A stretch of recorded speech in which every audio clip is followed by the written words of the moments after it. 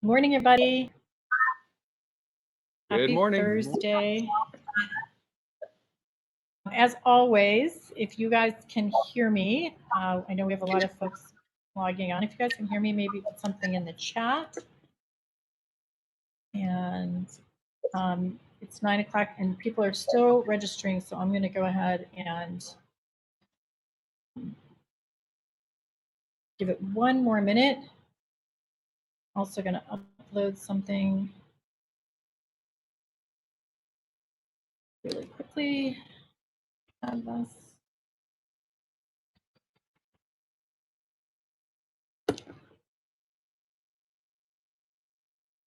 Okay.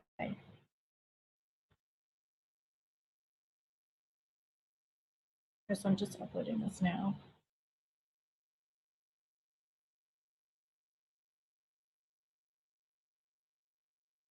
I think it might be honestly just PowerPoint, PDF, and Word documents and images that can be uploaded. I'm not sure I can actually upload the recording. Okay. Well, okay, thank you, Veronica. Thanks, Lindsay.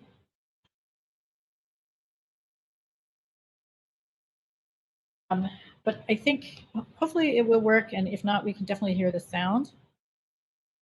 Okay. So we can kind of go with that, but all right, everybody, good morning. Yeah, we will, because one of the attributes we always talk and stress here is flexibility. So good morning, Karen and Tammy, everybody else who's on the chat. And I know we have folks rolling in. My name is Debbie Rosen, and behind the scenes we have Lindsay Toms, who is the other half of the Study Pro ownership here. And we are an executive function and study skills center, and we are, of course, pleased to host today Dr. Thurber and Dr. Weisinger, and we'll be introducing them here in a minute, as always. But I wanted to just share a little bit for those of you who might be first time at the Study Pro. We are an executive function and study skills center, and of course, all of us are, struggling, or many of us are struggling with a lot of challenges, of course, today with heavy hearts in the news of everything that's happening with Russia and Ukraine. And it is hard sometimes to focus, which is actually an attribute, of course, of executive function. And so a lot of these things on the list are things that we more specifically focus on with students that are in school from fourth grades all the way through college. And oftentimes what happens is that although students can manage the content and really have strong IQs and are very quote unquote intelligent, it's really the process side of school that really becomes the struggle. So of course, if we don't identify work, or we can't manage work, especially over time, or emotionally it's difficult, we might get frustrated and give up. Then obviously it doesn't really matter how smart we are, because it really is become a process issue. And as we move from middle or elementary to middle to high school, of course, into college, as our guests know quite well, the pressure on the process piece of school gets even greater. And so what we do is we help that by allowing students to recognize, or encouraging and helping students recognize where their barriers may be, and realize that it has nothing to do with their abilities, or always in terms of not trying hard enough. It has to do with the fact that there may be some barriers for them in starting, or in being able to inhibit their abilities or their attention to be able to stay focused on their work. And we really want to match every time they recognize a barrier with a strategy, so that they can leave at the end of their experience at Study Pro going, you know what, if I get stuck, or if I have a hard time getting started, I know that there's always a strategy.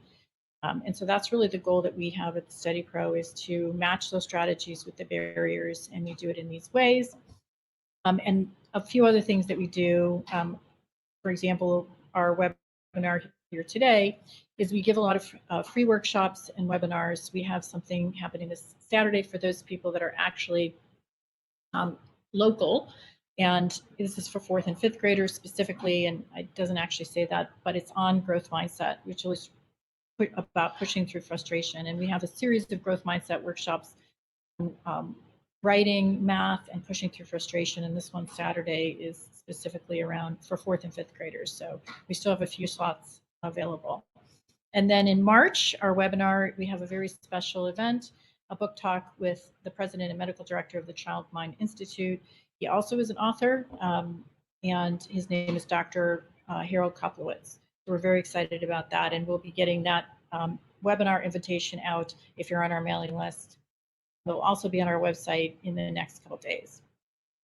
So with, I also want to mention that we do study skills courses, and we have one starting for 4th and 5th grade, actually next week, and starting for 6th grade through 12th on March 13th.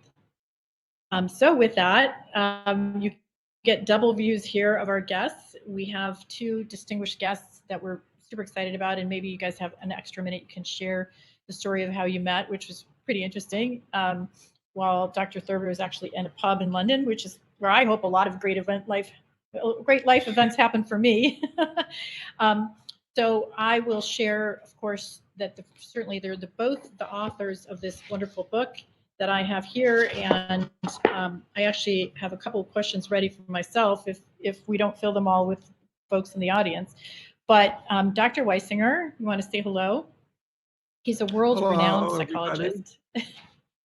And he's trained in clinical counseling and organizational psychology. Dr. Weisinger is the author of several books, including the New York Times bestseller Nobody's Perfect and an associated class, and also Performing Under Pressure, The Science of Doing Your Best When It Matters Most. And Dr. Thurber, Chris Thurber, is a thought leader in positive youth development, dedicated his professional life to promoting social and emotional adjustment for young people who are spending time away from home. I'm a graduate of Harvard University and UCLA. No pressure there, right? Dr. No pressure. Thurber has served as a psychologist and instructor at Phillips Exeter Academy since 1999. And so I am personally very excited about this topic because, of course, you know, we all want to know how we can push our kids and ensure that because of some amount of pressure that they feel that they can reach goals that they might not have done before. But on the other hand, we really want to make sure that we're not putting so much pressure on them that it's really challenging. So I'm going to go ahead and unshare my screen and let you guys go ahead and share yours. So if you want to do that, I think you shared it on your, instead of your picture. So do you want me to go ahead and share those slides, or do you want to? I can either I can easily switch as long as you can see. I can easily switch between sort of our live view and the slides. Is that easy enough? Oh, sure. And also, okay. If you hit the share, I think if you hit the share above, the slides will come up above you, so you don't have to switch back and forth. Okay. All right. Well, we're used to doing it this way, so either way works. And now we have a backup. Okay, I that's joke fine. with Hank that he must have written. Okay. All right. Great. I joke with Hank that he must have written. I'm going to put myself on. Go ahead. There's a little bit of a delay, so I'll let you finish. Okay, I'll put myself on. I'll put myself on mute and let you guys take over. All right. Well, Debbie, thank you. You know, it's a pleasure for both of us to be here, and as I said, I joke with Hank. He must have written "Nobody's Perfect" before he met me. But all kidding aside, I'm glad you mentioned some of the stressors that exist for parents and young people as well, especially today, given world events. And you know, our thoughts are with people in Russia and Ukraine, and wishing that and other world conflicts are resolved peacefully and quickly. But we're going to cover about just like conflicts between parents and child. That's right. Resolved peacefully and quickly. We're going to give you some great tools today. Talk a little bit about the distinction between healthy and unhealthy pressure. But I'll let Hank take the lead here on our first slide, which is really going to highlight some of the pressures that exist for parents.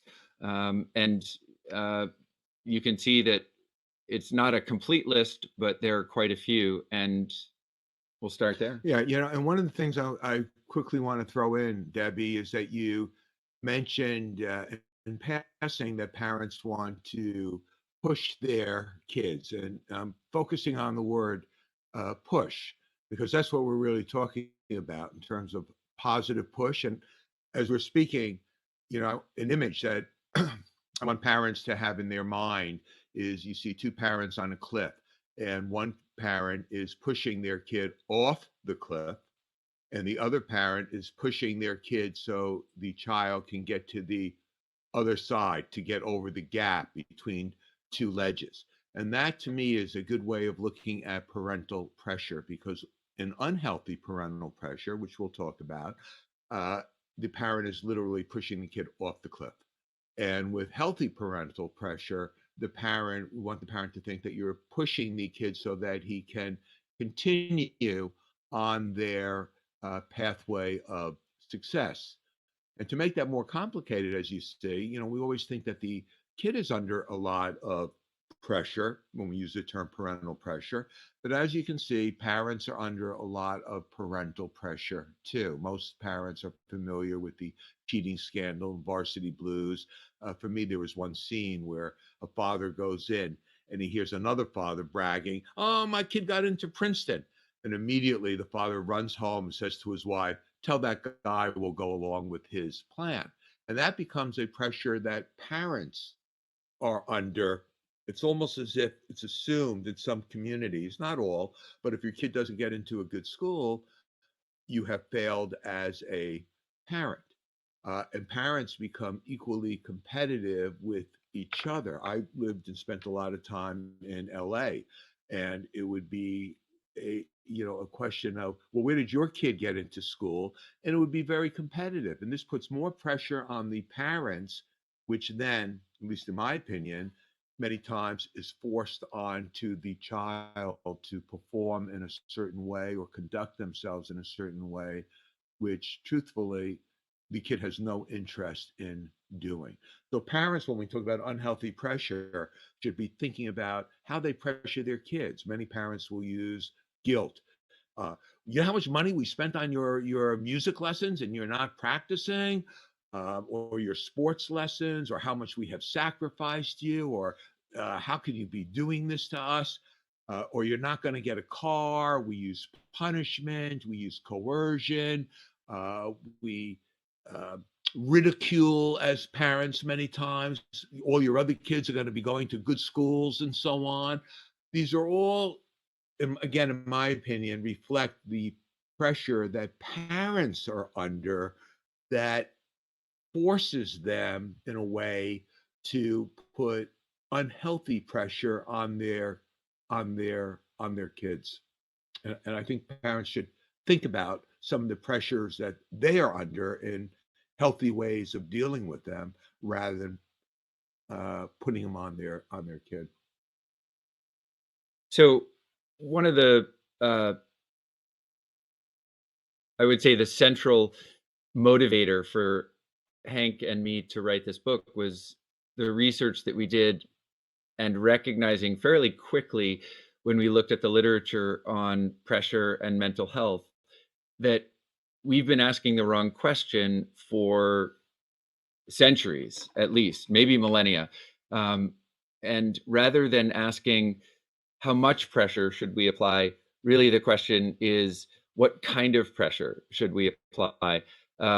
So we say it's not how, rather we say it's how, not how much. And this is a real paradigm shift for everybody. Instead of trying to find the sweet spot of, well, I'm going to push them this hard, think about the metaphor that Hank used at the beginning. You can push someone really hard and get them over an obstacle. You can push someone really hard and injure them. And we want parents to be thinking about how they pressure their kids, not how much. So moving away from obsessing about the quantity and instead think about the quality of the pressure that we're applying. So we'll share a couple of slides here that I went too fast. that distinguish between what we call pressure parents and support parents. So you want to talk a little bit about pressure and also parents? to remember, in terms of a concept, that pressure is originally a physical entity. Like if I press on him, Chris will feel pressure. In the same context, parental pressure is a psychological force that is inherent in every parent-child relationship. This is why it is global. It is not hyperbole to say that unhealthy parental pressure is a global pandemic. We had looked at studies, whether they were in China, in the UK, in Australia, in Germany, countries, some of them, quite frankly, I never even heard of. And I will tell you, the findings are always the same, that unhealthy parental pressure creates mental health issues, severe ones in many cases, for kids. And what we found is that there are some kids who are very successful in the broadest sense of the word, and they have really good mental health. There are other kids who may or may not be successful, many of them are, but they have mental health issues. And what we found is a significant differentiator is how their parents exert parental pressure upon them. And that's where we developed the concept as a parenting style of pressure parents that focus on these attributes. For example, pressure parents have the belief they view the world scarcity of opportunities. There's not enough for everybody. There's not enough Ivy League schools for everybody to go to. And because there are only such a few opportunities, you have to be better than the other person. You have to be super competitive. It is not enough to keep up with the Joneses anymore. You have to beat the Joneses. And because there's a scarcity of opportunities and we're so competitive, the pressure parent makes everything that their teen is doing as the most important. This is the most important presentation. This is the most important test. This is the most important sporting contest. This is the most important performance. And of course, we know from research on pressure, the more important you make something, the more pressure you feel. And ironically, will do worse. It's counterintuitive, but the best thing a parent can say about the SATs is it's just another test. This is why elite athletes don't freak out when this is Super Bowl or an NBA championship or the seventh game of the World Series. In their mind, it's just another game. And then we have a sense of urgency. The pressure parent will say, first day of Christmas vacation, did you do your homework? You better get those college applications in. Yeah, you better do it today. And because it's so competitive and because everybody wants the same thing, you have to be perfect. What we found is that pressure parents will rarely say to their kids, great job. What they will say is, great job, but it could have been a little better. Pressure parents are notoriously known for their kid coming home with a 90 and saying, what happened? How come you didn't get a 95? What did you miss? And because they don't really trust their kids to succeed, but as in Varsity Blues, we don't trust our kid to get into a good school by themselves. So we have to do something extra. Pressure parents are very controlling. They're always watching over. They have to be in charge. So when you take all these attributes and they all come into play together, the term is hothousing. It's very uncomfortable to live in an environment like that. And this is what pressure parents, what they put on their kid. And the result is trips to the counseling office to see Dr. Thurber. One of the things that in our conversations with parents prior to writing The Unlikely Art of Parental Pressure and subsequent to its publication, that parents will say, look, I don't know what I can do differently. I love my kid. I want them to be happy, healthy, and to do well. And we were explicit in the introduction to the book and several places throughout the book to say, the sort of pressure parent that we're describing, these are loving, well-intentioned parents. These are not parents who are trying to be sadistic or who don't have their kids' best interests in mind. And that's really the paradox, is that loving, well-intentioned parents who are striving to boost their child's mental health and performance are unwittingly operating at cross purposes to those goals. They're doing things like Hank described in amplifying the importance of a single event, in exaggerating the sort of do or die consequences of that particular narrow definition of success, and in many cases, over personalizing that child's success or performance. So we all, those of us who are parents or those of us who work with young people, whether you're a teacher, coach, mentor, clergy, relative of a young person, you want them to do well, you want them to be happy, you want their performance to be the best that they can do. And it makes us proud when they do well. And they are, it's a very positive reflection on us when they're happy and reaching their goals. But when you're overly invested in your child's success, you see one of the bullet points here is, this ultra competitiveness, and parents who in the previous slide you saw are focused more on bragging rights than on, for example, what team or school or sport or activity is best for their child.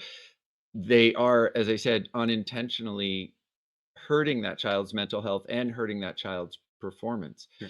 You look at some of the data from the NBA. Professional sports have off court many statisticians behind the scenes looking at different strategies. And the NBA defines a clutch play, for example, as smaller than a 5-point difference sometime in the last 5 minutes of the fourth quarter, the end of the game.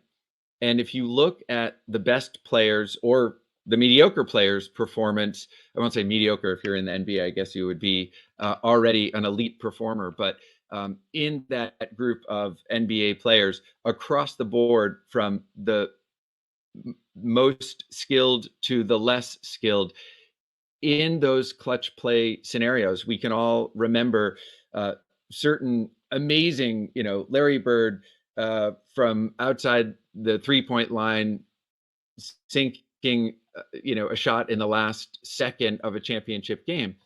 And I'm dating myself when I talk about Larry Bird, but shout out to Boston, everybody. There is a misconception that that's typical. In fact, even the best players are only performing at their average and usually below their average in those clutch play situations. So ultra high pressure, when a lot is on the line and success is very narrowly defined, is associated with poorer performance, not better performance. And this ties into another point that has to do with parental expectations, because parental expectations are really the big bang of parental pressure. When you bring a baby home from the hospital, there are no expectations. In fact, the baby is really controlling the parents. And then, of course, the parents start to form their expectations when you're going to sleep, when you're going to eat, and that's how the process starts. And one of the things that we noticed is that parents many times they take their own aspirations and they put it onto the child. And some of that's normal. Some of that is normal. Yeah, an important point that I want to reiterate that Chris was making is that these are well-intentioned parents. A pressure parent does not wake up in the morning thinking, "How can I drive my kid nuts today?" Because only I think that. Yeah, and that again is the paradox that most parents think they're helping their kid when they say, "Did you study enough?" That actually makes the situation worse. So when we talk about competitiveness and expectations, the reality is that most parents want their kids to be the best, which is a lot of pressure. We encourage parents to focus on telling their kids to do their best, not to be the best, because the sad truth for many parents is your kid's never going to be the best. They're never going to be the best athlete. They're never going to be the best student. They're never going to be the best in this. They're never going to be the best looking. I told my kids there's always going to be somebody smarter better looking, richer, and so on. So just focus on doing your best.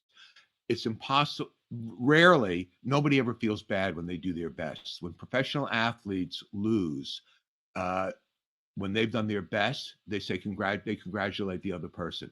They're disappointed, but they don't feel as though they let anybody down.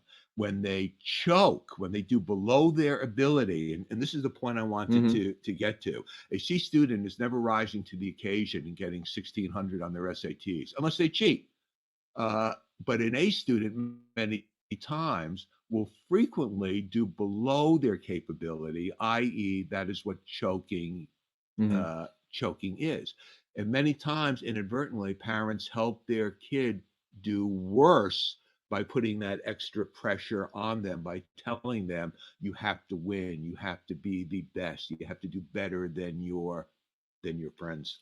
One of the concerns that a lot of parents have, and we'll use another metaphor here of a high-heeled shoe, a stiletto, is that if they are going to adjust how they apply pressure, that somehow that equates to lowering standards.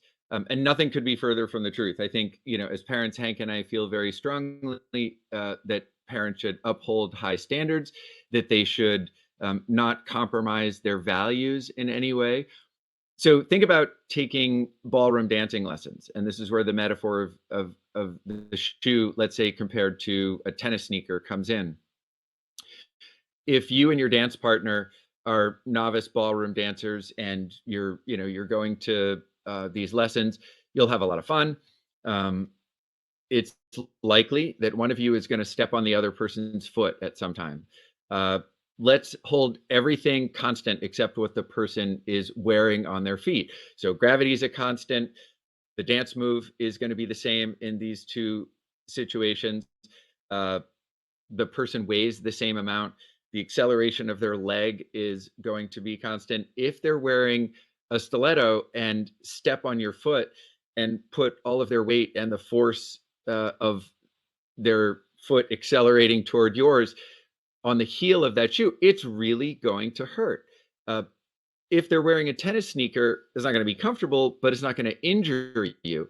And so, again, you can keep your standards the same, you can keep your goals the same, but adjusting how you apply pressure transforms it from healthy to unhealthy. So in the next slide, we have some characteristics of support parents, and you can see the contrast here. Again, it's really important to recognize the difference here is not in whether someone is applying pressure or what their values are or what their standards are, but support parents spend much more time validating kids' self-worth, as Hank said, having them strive to be their best, not the best. So we call that, your personal best, loving them unconditionally, not making their performance be the thing that determines whether you're proud of them, but instead focusing on effort rather than outcome. I'll give you an example that, I've shared with many audiences. My boys both play violin, and they've been playing violin for years. They really enjoy it. It often culminates in a recital where they perform the pieces they've been working on for a live audience. It wasn't very much fun to do that over Zoom, but we're back to live audiences in many cases now with recitals. And my wife, Simo, and I participated in a culturally congruent tradition, which was to give our son or sons, if they were performing together, a small bouquet of flowers, some daisies or carnations or roses or something like that. And maybe other people have brought some flowers, and you see this happen in all kinds of performances. Nothing wrong with that. Except when I started doing research on pressure, I realized I don't want to be reinforcing the performance. It is an achievement in and of itself, but what I'm most proud of is the effort that got them there in the first place. So we switched from giving our kids a bouquet at the end of the performance to giving them a bouquet in the green room, backstage, prior to the performance, because the message we wanted to send is, regardless of what happens out there on the stage, we hope it's awesome. We hope it's wonderful. You'll bring a lot of joy to a lot of people. Do your best. we realized we were most proud of the sustained effort that they had made. And we made that explicit to them. We said, you know, you're going to have an awesome time out there on stage. What we're most proud of is this moment, that you've worked so hard to get here, and you've worked on these pieces and the hours and hours of practice. That's what makes us really proud of you, right?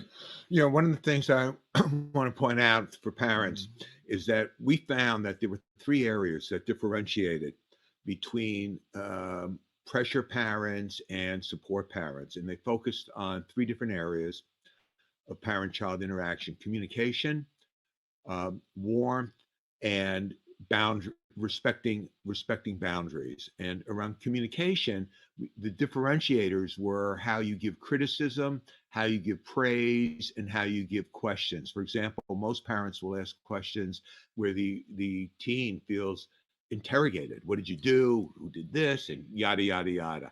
And the same thing with criticism. Parents become critical, flaw finding, where support parents are using criticism to give instruction and to teach. There was parental warmth was another. Many parents, if their kid does well, are going to give you a big hug. If your kid does poorly, stay away from me. I know that seems like an exaggeration, but it really isn't. It happens all the time. And also in terms of boundaries, that pressure parents, the rule is this: if it's the right amount of involvement, your kid will tell you that you're being supportive. If it is too much involvement, your kid will say that you are intrusive. So while many mothers, or I could use fathers also, just change the sex example, but picking out a prom dress. So many mothers will say, I'll take you to the mall.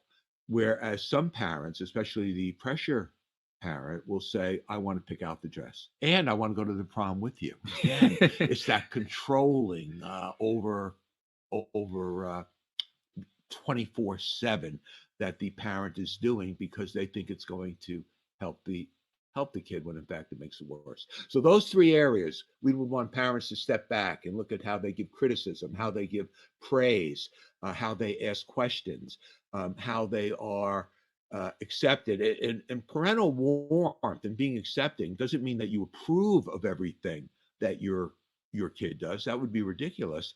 But it does mean that you love them and you show that love and you show that support, even if you disagree with what their plans are. A kid not wanting to go to the college that you want them to go to is not a reason to be angry at your son or daughter, at least in my opinion. Yeah, no, I couldn't agree more. We want to show you a video example, and I'll do a screen share here. And in this, Hank and I have been working on an online course, which we'll share with the Study Pro and the general public as well when it's complete sometime this summer. But we've made some animations that distinguish different styles, and sometimes the differences are subtle, but we want you to take a look at this and see if you can hear the difference in tone,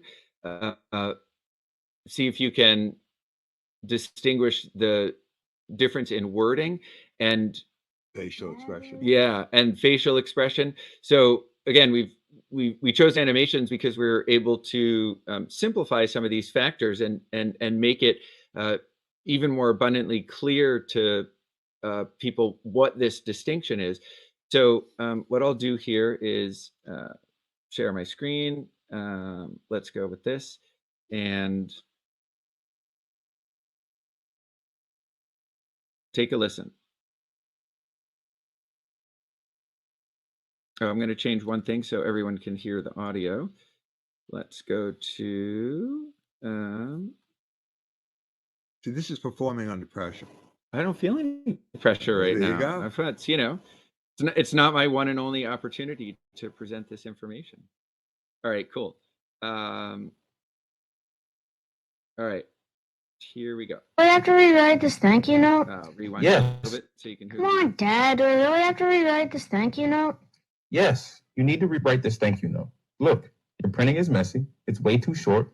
and you haven't personalized it at all. This is your one and only chance to distinguish yourself from the other kids who interview for this job. Come on, Dad. Do I really have to rewrite this thank you note? Listen, when I get a thank you note, it feels more meaningful when the handwriting is neat and the person mentions something specific that they're grateful for. You can make a more positive impression if you took the time to rewrite this. All right, so let's see, stop sharing. Hopefully you were able to hear that and see that in the first example, the child, well, in both examples, the child's asking the same question. Come on, Dad, do I really have to rewrite this thank you note? And in the first response, the father says, look, this is your one and only chance to make a good impression. Basically, the stakes are really high. The definition of success is narrow. And in the second example, the parent, and he's telling him what he's doing wrong. Right. What the kid is Right. doing, what he's doing Your wrong. printing is messy. The wording is wrong. In the second example, keep in mind, the parent has the same high standards, is still insisting that the child rewrite the thank you note, but is saying, listen, when I get a thank you note, here's what's important to me. If the person has mentioned something specific about what they're grateful for, and they've made it authentic in a sense, it's much more meaningful. And that parent is stating the positive alternate behavior rather than your penmanship is messy, you're not making a good impression, and is avoiding saying this is your one and only chance to get this internship or to make an impression on this person. It's really hard for kids to be perseverant or for anybody to be perseverant if they really and truly feel that their success hinges on one action, which is not to say there's no such thing as a winning team in a championship match, or that acing your opponent in the final tiebreaker at Wimbledon doesn't matter. Of course it does, but your greatness as a player doesn't depend solely on that moment. And as Hank was saying earlier, that also needs to be the mindset of an athlete or an artist or a student if they're going to persevere. Remember, it's not how you fall, it's how you get up. So there has to be an understanding of the stakes, the definition of success, and investment of that parent in the child's performance, to not be overly invested, because that leads to some of the intrusiveness. And also, if you notice in the first example, you heard the voice. It's very hard for anybody. Think of yourself when you are being criticized at work. Many times we respond to the emotion that the person is communicating. For example, a lot of times parents, they give criticism when they are angry. So when that comes across, the kid becomes more responsive to the emotion, the anger, and that's that they start to feel bad. In their mind, it can be interpreted as dad doesn't love me, mom doesn't love me, and so on. Just like when your partner gets angry at you, many times you can think that momentarily. So we want parents to pay attention to their voices when they sound. What type of voice? What type of sound? Do you want a compassionate sound? Do you want an angry sound when you talk to your child?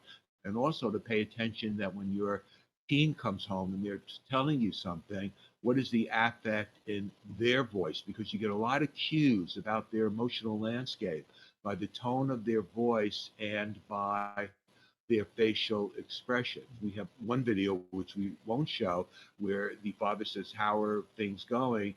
And the daughter says, "Great." There's an incongruency there. And the more you look at those incongruencies and you start to piece them together, you can start to really uncover what your child is really experiencing from their vantage point. So pay attention to the intent. Well, one of the things I learned in studying criticism is before I criticize somebody, I like to say, and it helps me when I remember to do it, is how would I feel if somebody spoke like this to me? How would I feel?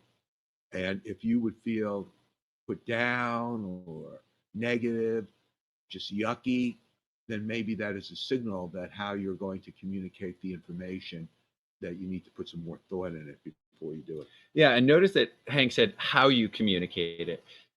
Again, people will misunderstand our core message as saying, don't criticize, don't question, don't have high standards. And we're saying nothing of the sort.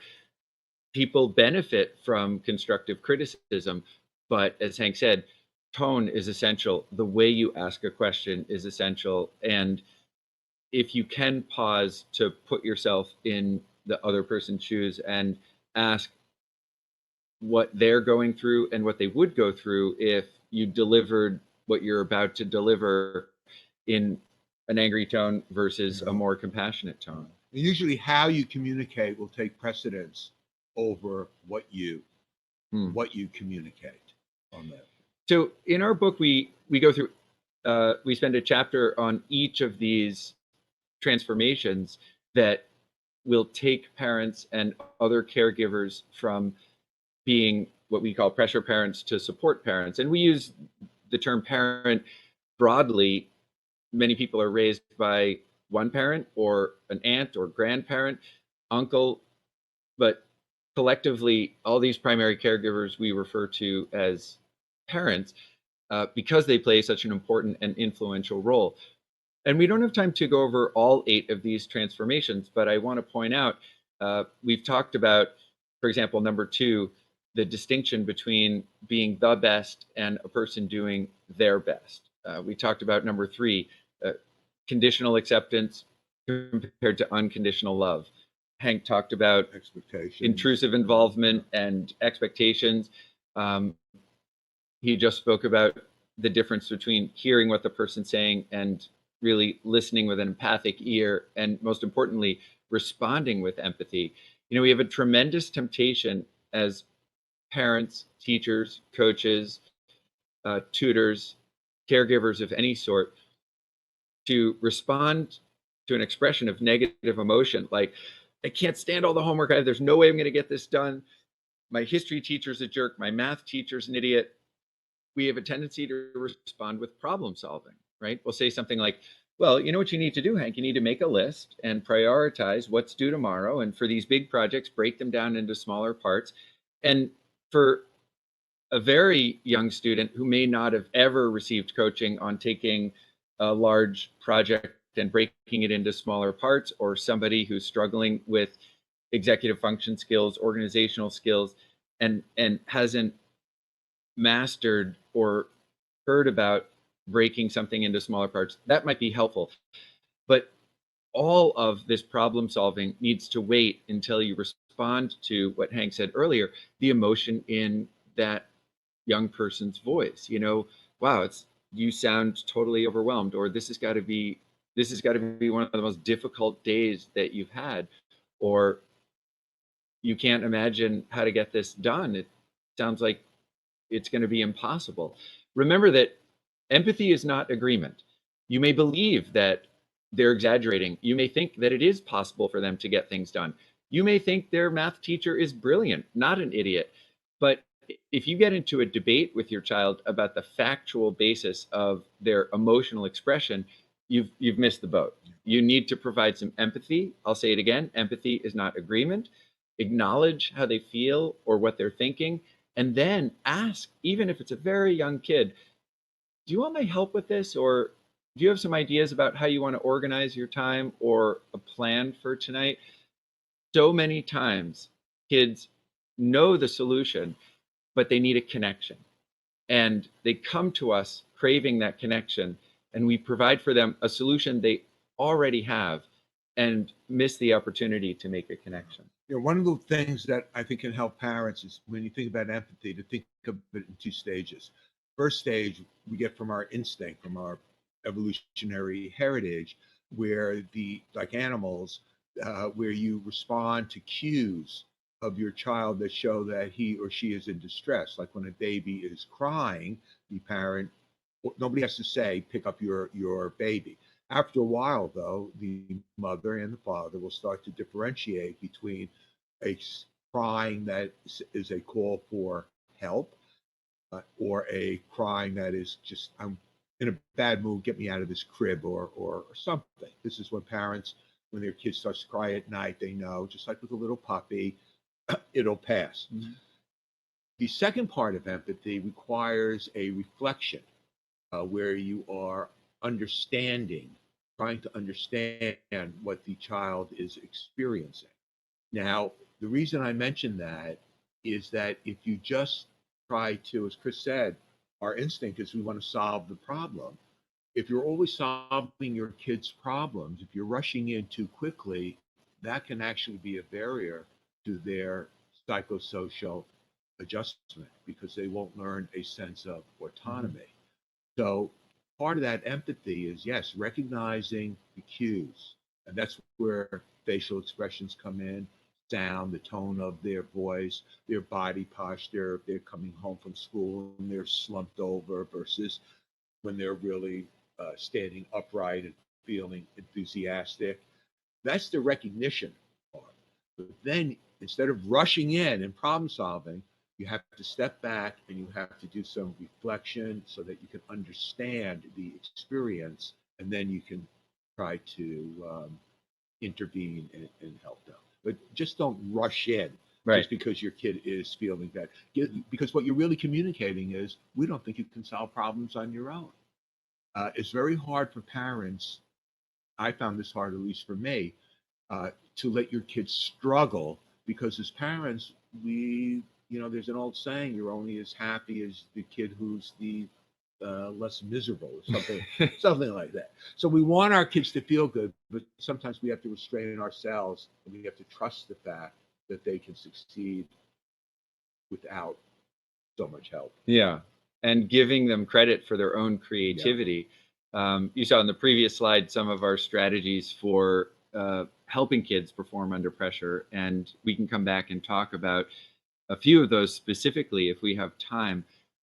But we're at about quarter of, so this would be a good time, since we've summarized the distinction between healthy and unhealthy pressure and the importance of making some of these transformations, and given you some case examples to respond to whatever questions people have put in the chat. So Debbie, if you don't mind moderating and picking out some questions and reading them out loud for us, we'd be glad to take a stab at an intelligent sounding answer. Well, we've had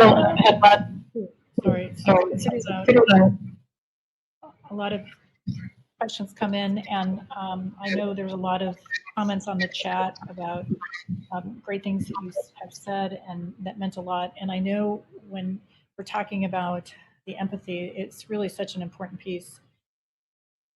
And the one time I heard it put this way, which is really reiterating what you've both said, is that it's not that you even have to agree with what your child's saying, it's that you have to believe that they're really feeling that way. And if we can believe that they're really feeling that way, even at that moment, that stress or that feeling of overwhelm or whatever, even if they just failed that test or something that happened to them. And I think a point also on that, Debbie, is that many parents, I found, at least in a clinical situation, don't want to hear that their kid feels that way. It's hard because it distresses them, and many times they don't feel they know what to do. So that's why parents many times will say things like, you shouldn't feel that way. How ridiculous is it to tell somebody you shouldn't feel that way when in fact they do? The parent would be better off validating their kids' feelings and then talking about how come they feel that way. Parents should get their kids to articulate their feelings and their thoughts as much as possible, rather than shut them off. But how many times have you seen in a movie where one of the parents, they have something is going on with their teen, and one parent doesn't want to, is in denial, and the other parent wants to deal with it? That starts a lot of confrontations and conflicts among the parents. And that's another thing that parents have to be aware of in terms of getting into arguments over how their son or daughter is performing. Many times, I'm sure Chris has had the same experience. The mother has one set of expectations and the father has another set of expectations, and they are miles apart. And the tragedy is that they never communicate those expectations. Every parent, I would recommend, should sit down with their partner and say, what are your expectations of our kid? Let's talk about what do you expect for them to do in school in terms of or in sports, and go through different domains so at least the parents are on the same page, because if they're not, the teen is put in a position of getting different messages that sometimes can be conflicting. The father is saying, or the mother is saying, you have to get an A, and the other parent is saying, don't push yourself so hard.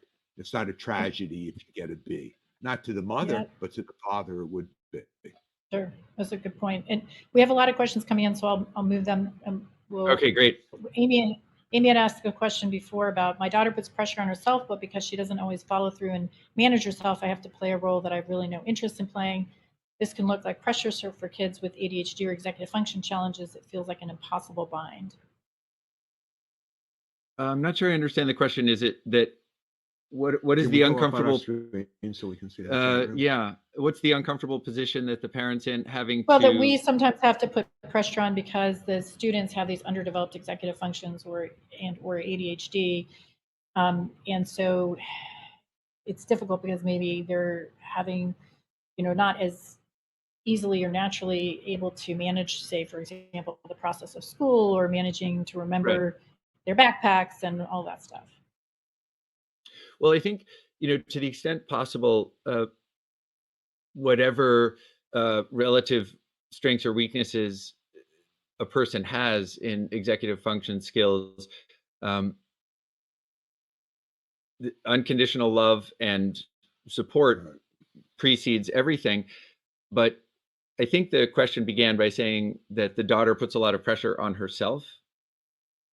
No, I think it's maybe not enough pressure, and so the parent. Really not enough pressure. Okay, now I understand the question. I just misheard it. That's my own cognitive deficit. So it is a difficult task for a parent, and written into this question is, I'm in this situation that I don't want to be in, having to provide, some more pressure because they're struggling with organization or managing tasks in different ways. And I would say two things to this parent. One is, besides that it's a great question and you're not alone, I think that it's so important to not think about how much pressure you're putting on, but when you think, I don't like the feeling of the pressure that I'm applying to my kid, ask yourself, what kind of pressure is that? And is there any pressure that I apply that feels better?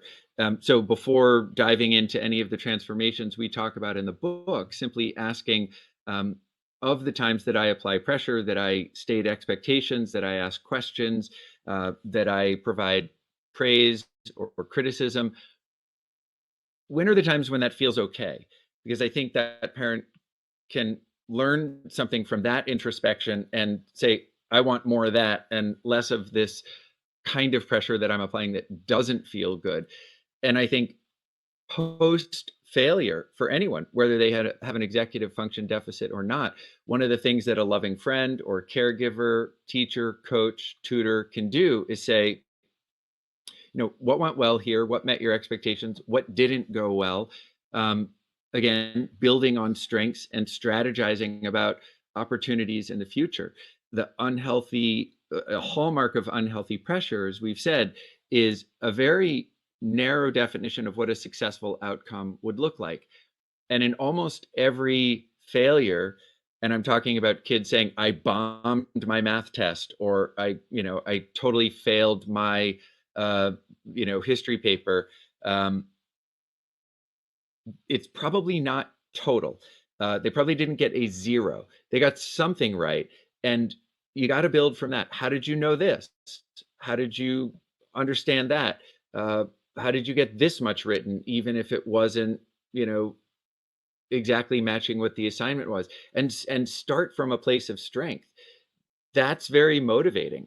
And I think it'll feel a lot better to that parent to identify with the child uh, what went well and how do we get more of that. Yeah, and let me just add, because the I think the question started off by saying she doesn't put enough pressure on herself. Personally, I consider that a positive attribute. I am at my worst when I put a lot of pressure on myself. Get this straight. Pressure is not good.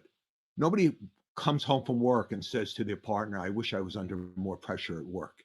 No kid wakes up and goes to a teacher, could you put some more pressure on us? I'm not getting enough.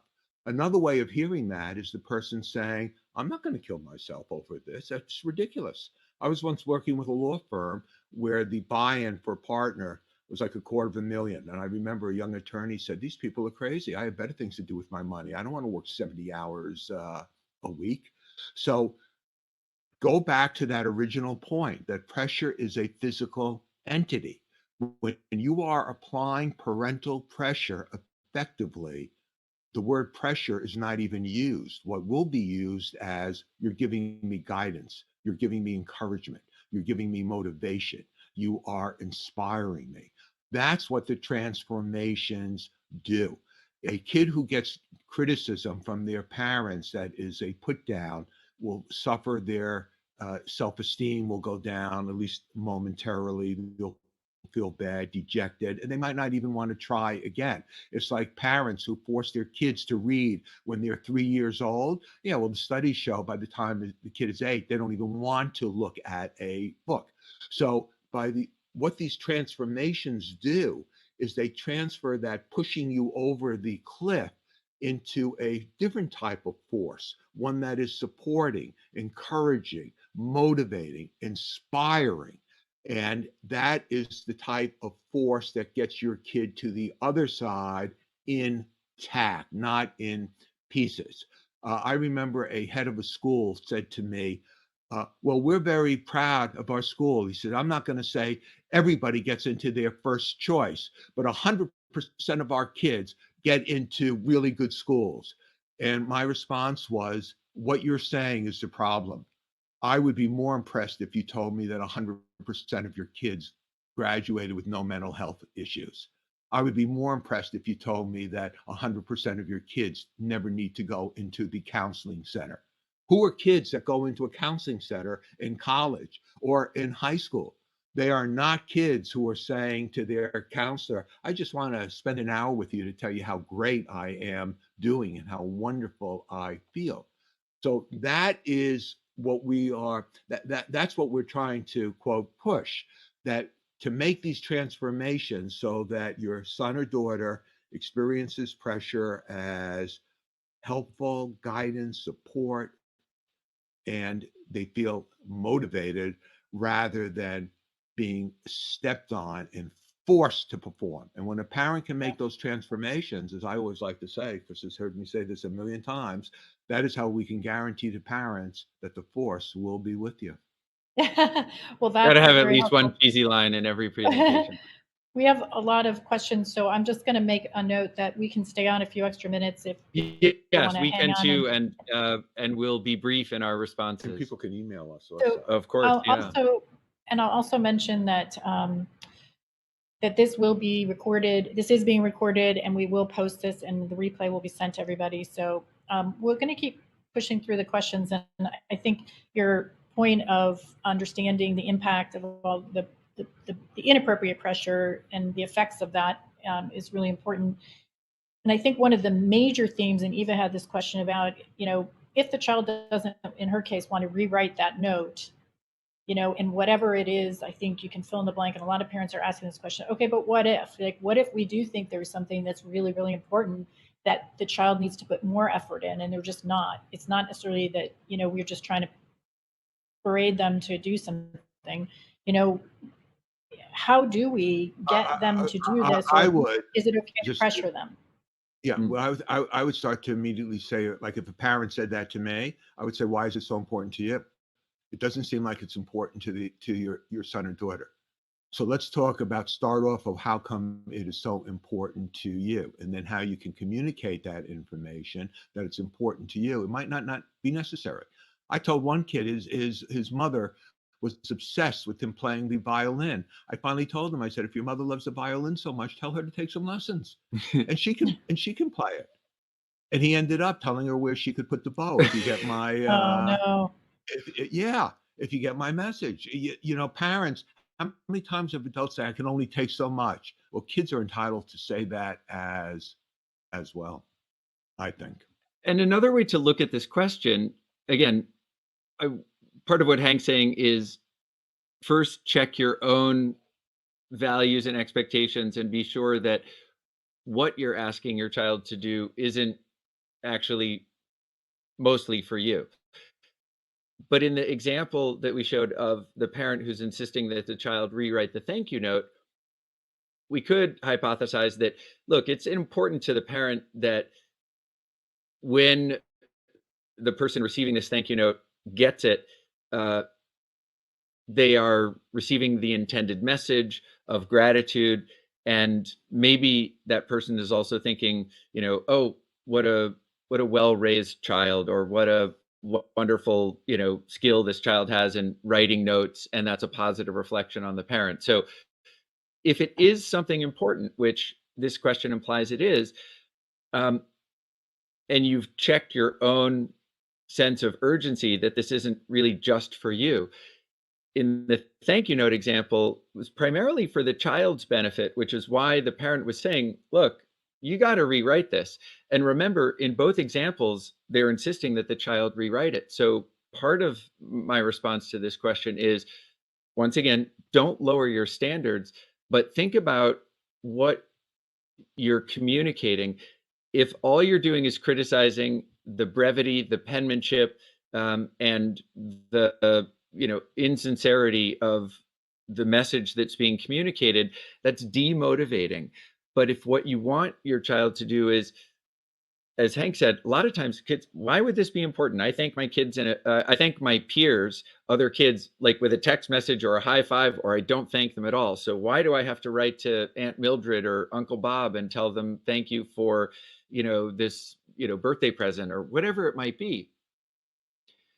We have to inculcate values in our kids, but the second example provided a rationale, right? And the father said, yes, you do have to rewrite this thank you note, but listen, when I get a thank you note, what really means something to me is when I can tell the person spent some time on it, it's neatly written, there's something specific about what they enjoyed about the book I sent them, or the socks I sent them, or what they think they might do with the check I sent them, whatever it is. And, that makes it really meaningful. So why spend time writing a thank you note if the person who receives it will misunderstand it or not feel your expression of gratitude? And again, that's where I think, if what you're asking your child to do is reasonable and primarily not for you, but is going to benefit them, then you've got to communicate the rationale and state the positive alternate behavior. It's more motivating than being critical. Saying, writing neat really shows the person that you spent some time on this, and that's part of what you're wanting them to feel, that you really do care. That's stating the positive alternate behavior. Saying your penmanship is messy communicates the same message, but in a way that can be discouraging. Yeah. Remember, you can't get away from pressure is inherent as a force in a parent-child relationship because it has evolutionary utility. It's a force that Mother Nature intended to be used to push your kid down a path to make it easier for him or her to succeed. So what we're saying is you have this force, and now it becomes up to the parent how they want to use that force. Some parents will say, I believe in a lot of pressure because I want my kids to succeed. Great, that's fine. But we're still saying yelling and putting them down is not a way to help them do better. So you can have as much pressure as you want as long as they don't experience it as that force that is weighing on them like a burden. They need to experience it as a force that is more uplifting and guiding and nurturing. Well, thanks. And I think that might have answered Debbie's question, which was next too. So Debbie, if it didn't, let me know. There was a question about Julia. I struggle with the term pressure because it's such an inherently negative term. Can you speak to that? Maybe someone said a little bit later. I would say to Debbie, get a copy of the book, read it. If you still feel the same about pressure, we'll give you your money back. That was Julia, but yes, okay. In terms of, remember, it's a force. Like without blood pressure, you're going to die. So when your blood pressure is really low, so or if you don't have tire pressure, your car's not going to go. Some pressure is healthy. Exactly. Some pressure is healthy. Yeah, we hear that all the time from the folks. Yeah. I'm gonna go now and then going to jump back to what's the best approach to rebuild a connection and trust when the damage is done. I want to get back to that other question, because that's when they say a negative connotation with pressure, and a helpful exercise is for parents and their teens together, like a little free association, write down the word pressure and what are all the words that you associate with it. And that will give everybody some awareness of how they actually cope with it, because most people will say like overwhelmed and have to perform, and you'll see that we have a lot of negative associations with it, and those negative associations come from because of how we have experienced it in the past. Yeah, that's a cool exercise. Yeah. So can you repeat that last question then? Yeah. Yes, and I'll lead into it by saying that we have heard in this forum a number of times that some anxiety, which can also sometimes be thought of as pressure, is a positive thing. I mean, that's why we prepare for these types of presentations, right? We feel pressure on ourselves to ensure that we can do well. So some of it can be positive. But the question was, what's the best approach to rebuild a connection and trust when the damage has been done? Maybe assuming by giving the less positive pressure parent versus support parent. Well, it's a great question. We should say a lot of what Hank and I discovered in the research and a lot of what we wrote about, we could see mistakes in quotes that we had made, ways that we had applied pressure to our kids, or our friends are applying pressure to their kids. And I hope that everyone listening to this presentation doesn't feel that we're being glib or arrogant by saying, well, this is the right way to do it and this is the wrong way to do it. We've got it all figured out. Parenting, whether you're talking about one mom or one dad, or two moms or two dads, or a mom and a dad, or an aunt and a grandparent, whoever is raising this child is going to make mistakes. We've made big mistakes as parents. Everyone in the audience has made mistakes as parents. And it's why I love this question about, okay, so you have some realizations about how you want to transform some of what historically may have been unhealthy pressure to, healthy pressure. And you feel part of this question said, what if the damage has been done? That's a little bit too fatalistic or absolute statement, I think, because relationships are dynamic and they're growing and changing every day. And we may have made some mistakes in the past as parents, maybe some big ones, but there's always opportunity to revise, to interact with that person again. I say always, almost always. I suppose there are times when people are alienated for a time from one another, but that's too big a topic to answer in a brief question. What I would say is almost all mistakes that occur in the parent-child relationship are reparable. And the first thing that parents can do is swallow their pride, have a little humility, and initiate a conversation with their child in a calm moment and say, listen, I've been thinking a lot about how I work with you on your homework. And I know that there are times when we get into some real knockdown, drag out arguments. And I know it's uncomfortable for you. It's uncomfortable for me. And for whatever my contribution has been to those arguments, that where I think I could have done some things differently, I apologize. And not hoping for some sort of reciprocal apology from the child, but just putting it out there that you're human and sharing, I'm going to try a different approach. Here's something that I'm going to modify. And what I would really appreciate from you is some honest feedback about whether it feels better or whether it feels the same. Maybe there's something about it that's actually more annoying, but we both want you to be happy, for you to be successful, for you to perform at your best. And I may have been going about it in some ways that actually made things more difficult, not easier. My intention was always to make it easier. My intention was always to help you reach your goals. And I have some new ideas about how to do that.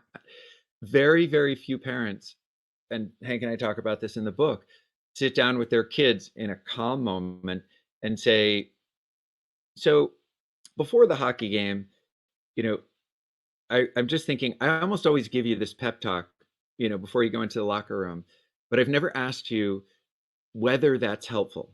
And parents are going to be surprised. Sometimes the answer is, yeah, that's great. I really, I like that. Or sometimes it's like, well, when you tell me for the 1,000th time to keep my eye on the puck or to get open for a pass, actually, it is annoying. I mean, I know that, so I don't need to hear it again. What I would really like is a hug or something. Have that honest conversation, and it does require making yourself vulnerable about what feels good to you, what doesn't feel good, what would be most helpful in this situation. Right? Mm-hmm. Yeah. Okay, we'll take the next part. That you mentioned this before, that it's really what would you want. So if you were about to go off and give a great presentation and then your boss came up to you and started telling you all these small things to remember to do, it just makes you feel a little more nervous, I think, versus you got this. Yeah. Because at this point, it's a critical point that maybe they really can't do anything. We can't do anything. And sometimes, Debbie, parents will hear our advice. Like, I love the way you just said it, asking your kid, what do you want? What do you need? To some parents, they have a knee-jerk reaction to that, like, wait a minute. Dr. Weisinger and Dr. Thurber are so far off the mark because they don't know my kid. My kid is going to say, I don't want to play this hockey game. I want to go home. And I'll say now for the third or fourth time, don't lower your standards. I would respond to a kid who says, like, I don't want this. I don't even want to play hockey. Listen, you made a commitment to this team. Going home and not playing, isn't an option. My question was about the pep talk before. And if there's a bigger question about whether you're going to play hockey next season or whether you'd like to commit to something else, let's have that conversation, right? But I don't want parents to feel like asking a child what is most helpful in this situation is the equivalent of being so permissive that your child is making all the decisions, because that would be developmentally, inappropriate, right? Yeah, although I do think it's important for parents to ask themselves, when do you actually listen to your child's decision? Yeah. When do you say? So a kid has gone to 3 dance classes, and the fourth one, I don't want to do this anymore. Now the parent can say, well, we made a commitment, we paid, you're going, and so on. I found when I lived in LA and would take my daughter to dance classes, a lot of parents would use their kids' activities as a way for them to see their friends and the other parents, regardless of whether the kid liked it or not. And you'd hear mothers say, or sometimes fathers, depending on what the activity was, hurry up, you're going to be late, and so on. It's because they don't want to be late. They want to see their friends. So that to me is an important question. At what point when your kid says, I don't want to do this activity that you picked out for me, I tried it, I don't want to do it anymore, when do you listen? And I don't have an answer to that. I think it's a lot of these are incredibly introspective thoughts and give us a whole new way to kind of view our interactions with our children. I think as we're getting on to 10:15, I think we're going to wrap it up. But there's, as you can see through the comments, just some really excellent feedback. So many great takeaways to expect them to be the best versus do their best. What's great about this book is that, sorry, get it there in the camera, is that there's just a lot more of those conversations like you had What's in the the video. name of the book again, Debbie? It's right behind you, The Unlikely Art of Parental Pressure. It's in front of you and behind you now, or next to you and behind you.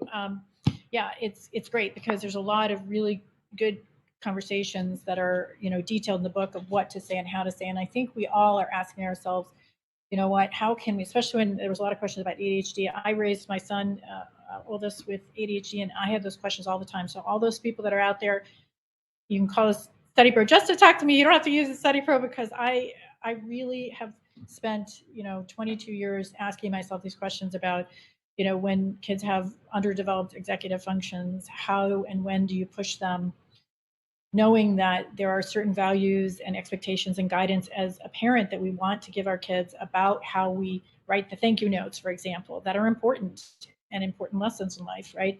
And on the other hand, you know, knowing that we have to meet kids where they are. And so this was exceptionally helpful for everybody. And we just can't thank you both enough. Really a special treat to have you both here on the screen together. And I really do encourage everybody to go out and buy this book. And we will have this as a replay on our website, and, you know, continue to share the link. So we, again, really appreciate it. We can't thank you enough for all the excellent advice you've given to us and opened our eyes about a lot of new ideas. I know that every single person that was on this is going to go home and have a different level of conversation with their kids tonight. Oh, that makes us feel really good. Yeah. And thank you for having us as guests. We'd be delighted to be back. And we encourage people to get in touch with you or get in touch with us for any follow-up questions. And we look forward to seeing you again. It was really fun. Thank you so much. And we will send out your contact information as well. So great. Thanks all. Take care. Thanks, have a good day. All right. Bye. Thanks, everybody. Okay. Bye-bye. Bye-bye.